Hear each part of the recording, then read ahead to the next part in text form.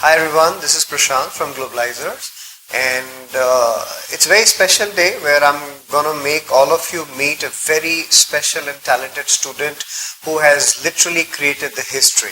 As a Globalizers student, Ananya has got into University of Pennsylvania Wharton Business School with 100% funding, and this is something really incredible, and I'm really excited to talk about her entire process and how she managed it and how she achieved it. Thank you, Ananya, for joining us. How are you doing today? Great, awesome. Great. So tell us about yourself to our audience. I'm Anannya Shandilya, a student of Advanced Academy, and I'm studying Commerce stream, and now I'm going to do my undergraduation from University of Pennsylvania. So how this study abroad thing came to you, and what you did to really decide, and before you took a plunge. So how this study abroad thing you decided why not India, and what all the factors that affected your decision? It was actually basically because of my grandmother. She happened to read an article one day about a girl named Muskan Salgia who got into University of Pennsylvania, Wharton Business School. Okay. So my name was also Muskan till class 6th. So she said that if Muskan Salgia can, why not our Muskan also try? That's sweet. And she motivated me. So I thought, okay, let's try. And many of my friends were already going to Globalizers by that time. So they also told me that I can also learn from Globalizers. So I thought, okay, it's worth giving a try. So then I started preparing for SAT, and then I scored good, so why not? So what are the factors which you think that got you scholarship and your admission into one of the top B schools in the world? I think it was my SAT score, obviously, and apart from it, I had a good academic record and a good profile even in extracurriculars. Right from the junior classes, it was right from 6, 7, I had a perfect 10 CGPA. Then I was good in dancing and other extracurricular activities. Leadership also played an important role. I was in my school council body for 3 to 4 years. So how did you build your profile? What are the extracurricular activities that you did? Mostly I was in leadership. As a leader, I played various roles in my school. Apart from it, I was part of my management team and dancing and art and craft. So these were my extracurriculars. Okay. And what was your SAT score? It was 1540.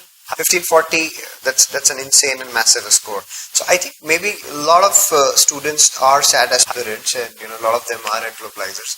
What is your message? That what are the key things that they should take care while they're preparing for SAT? SAT, it's all about practice. The more you practice, the more you score.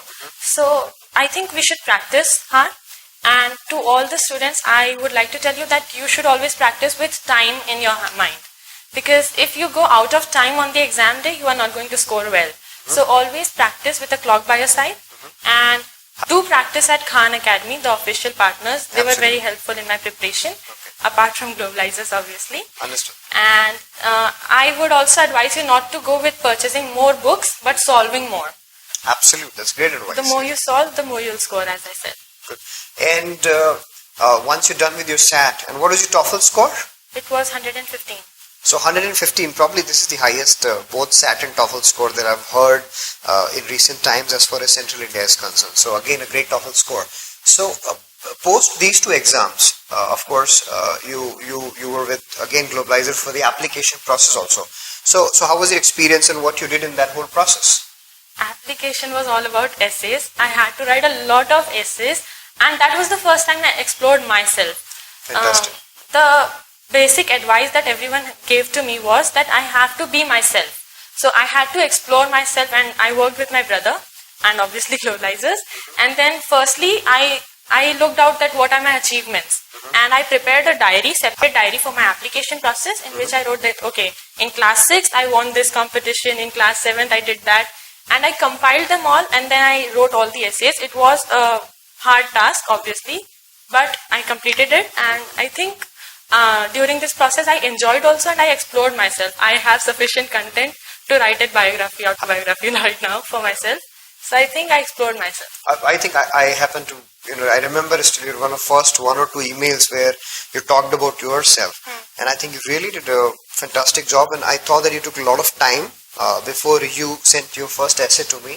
And once I read it, it was clearly visible that you really worked on yourself and your entire persona and what you want to do. So how do you see your future ahead? I'm going to one of the best schools, the Okay. one I dreamt of. Yes. So I think that's the first step towards a bright future. Mhm. I'm not very sure what I want to become, but I think I'll come to know as soon as I reach UPenn, because that's Okay. Any sort of dreams that you have as of now? I want to work in Reserve Bank of India. Reserve Bank of India. Why do you think so?